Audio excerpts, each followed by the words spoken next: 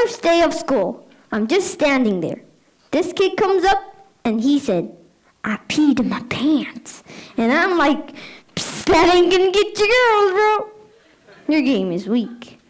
If I were you, I'd go lay on that beanbag chair back there. It's absorbent. It'll absorb it all. Just 5 minutes in the front, rotate 5 minutes on the back. You're probably good. Seriously, when you're working with kindergarteners, all you're doing is domesticating wild animals. That is all you're doing. That's it. Some of you parents know you have a kid that should be going to school at 6 years old. They weren't housebroken yet. You know that. You know which one you are. You'd send your kids to school with an extra set of clothes. That's rude. Don't do that. That's rude because that's a mindset. You look at your kids and you're like, there's no way this kid goes 6 hours with the same pants. That is not going to happen. And that's never happened so far. And there's also no way I'm going over there to change those pants. That's not going to happen either. So then I get reminded that I had to go change this kid's pants. I never changed a kid's pants before. When I walked in the bathroom, I'm like, don't tell anybody about this. You stare at that wall, I stare at this wall. You don't make any eye contact. That's what we're doing right now. No side eye either, weirdo. So then I'm like, grab the side of his sweats and like pulling them down. And as soon as they get like mid-thigh level, this monster throws his hands above his head, starts leaning into it like, there we go, yes, swing it. What are you doing, Magic Mike? Are you kidding me right now? I need to go burn my eyes on my head. This is ridiculous. I'm writing my name on the whiteboard. I wrote Mr. I got to the first letter of my first name, B. And this kid in the back of the room just goes, yo, what's up, Mr. Butt Nugget? Just screaming that at me. He screamed Butt Nugget at me in a room full of 6 years old. What am I going to close on? Because Butt Nuggets is hilarious, and you cannot discipline a kid while you're laughing. That doesn't happen. They know they beat you. I was at the whiteboard just trying to hold it together, just going, don't laugh, it shows weakness. These monsters feed on weakness. I was like, oh, okay. All right. Okay. Well, we do not talk like that in this classroom. And this kid just confidently leans back and goes, really? Why not? But it's not a bad word, and neither is nugget. Dang it. How are you now going to throw a logical argument back at me? Ridiculous. One day this kid goes, yo, Mr. B, why are you so sweaty right now? Thank you. Appreciate that one. Thanks. Yeah. Good question. I'm having what's called an anxiety attack right now. That's what's happening right now. Yeah. Then it dawned on me that students who challenge their teachers all the time need their teachers the most. That's when I decided to quit teaching, because this is the hardest job you'll ever love. Thank you. Asian parents. That stereotype of like Asian parents wanting their kids to be doctors, it's weird because it's true, right? I know because my parents are the same way. They just want us to be doctors. It was like this obsession. They just want us to be doctors.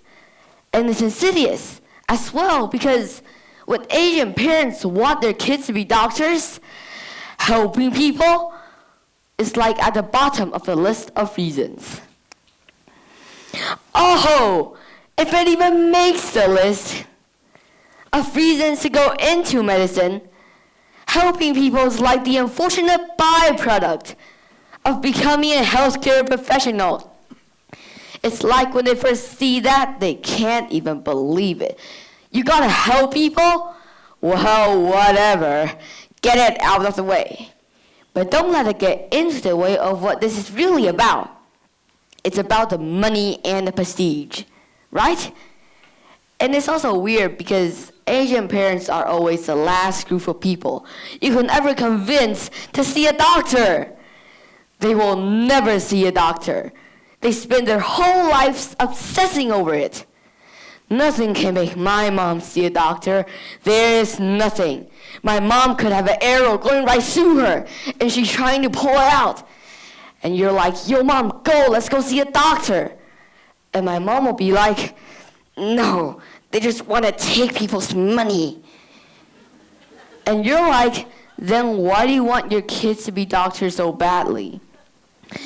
Because I want my kids to take other people's money. Obviously, the fact that you don't understand is the reason why you never became a doctor. Chinese people love money so much. We have a god of money, 财神爷. We pray him for more money. Every day we go, hey, god of money, give us more money.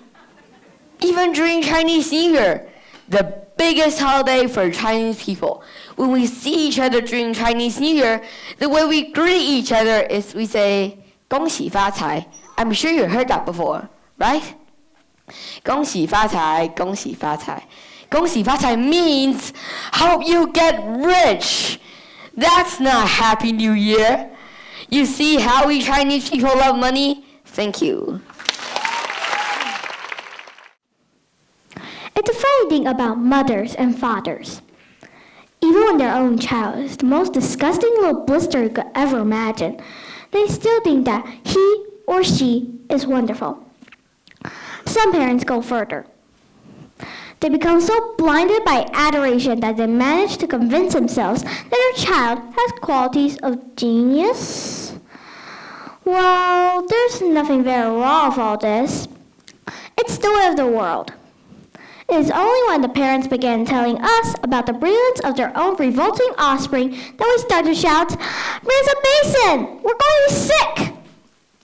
School teachers suffer a good deal of having to listen to this sort of twaddle from proud parents. But they usually get their own back when the time comes to write the end of term reports. If I were a teacher, I'll cook up some real scorchers for children of doting parents. Your son Maximilian, I will write, is a total washout. I hope you have a family business that you can push him into when he leaves school, because he sure as heck wouldn't get a job anywhere else. Or, if I were feeling lyrical that day, I might write, it's a curious truth that grasshoppers have their hearing organs at the sides of their abdomen. Your daughter Vanessa, judging by what she learned this term, has no hearing organs at all. I might even delve deeper into natural history and say, the periodical cicada spent 6 years as grub underground, and no more than 6 days as a free creature of sunlight and air. Your son Wilfred has spent 6 years as grub at this school, and we're still waiting for him to emerge from the chrysalis. A particularly poisonous little girl might sting me into saying, Fiona has the same glacial beauty as an iceberg. But unlike the iceberg, she has absolutely nothing below the surface. I think I might enjoy writing the end of term reports. Thank you. Hansel and Gretel's parents tried to lose them in the forest, but Hansel left a trail of pebbles to follow home. The next time the poor children did get lost, they came upon a gingerbread house. A witch invited them to come inside. She put Hansel in a cage and asked Gretel to check the fire. Gretel pretended she didn't know how. When the witch leaned over to show Gretel how, she tripped and fell in. The children were saved and quite rich too, for the witch had lots of treasure. Thank you.